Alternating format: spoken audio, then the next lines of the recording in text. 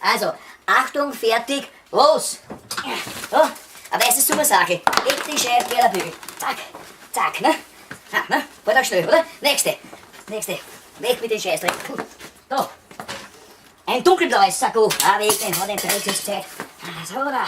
Ich will nämlich eine gute Zeit schaffen. Wieder anzogen, ne? Hopp, zack, zack, zack, ne? Und nächste. Weg den Scheiß. Jetzt ist urschwierig. Der Wintermantel, der graue Wintermantel. Zack. Und ja, anziehen. Eine kleine Scheiß. Ärmel. So, schon fertig. Und der Wintermantel ist schon wieder ausgezogen. Ne? Zack. Und. Ja, da schau her. Arbeitsmantel. Gescheißen. Da. Und auch schon angezogen. Der geht. Ich glaube, der ist sehr eng. Bist du deppert, bin ich so blau geworden. Sag nicht, komm. Auch schnell, gell, anzogen. Und wieder auszogen. Bisschen.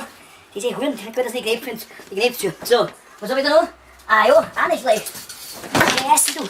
Ich hasse diese. Nein, die Hosen zieh ich jetzt nicht an. Das sind die Arbeitshosen. Da. Arbeitsjacken. Zack. Zack. Nein, du, Hurenbier, du. Ne? Super, auch schnell. Und wieder ausziehen. Geh mal. So, da. Was haben wir da noch?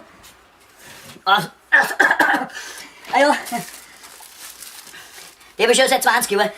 Hat mir irgendeine Großtante geschenkt. Da ich keinen Krawattenknopf binden kann. Meine Frau schon, aber ich trage überhaupt nie Krawatten. Höchstens zu einer Beerdigung. Und ja, und die Bunte da schaut super aus, aber ich weiß nicht. Vielleicht irgendwann einmal, wenn ich in den Dschungel gehe, da passt das wunderschöne Grün-Gelb. Vielleicht das Tarnfarbe, dass mir die Krokodil oder irgendwelche anderen wilden Tiere nicht zusammenfressen, gell? Also, danke fürs Zuschauen. Ich hab doch eine gute Zeit gehabt, he? So schnell umgezogen und angezogen war ich noch nie. Also, was Ding anbelangt jetzt, Oberbekleidung. Arrivederci!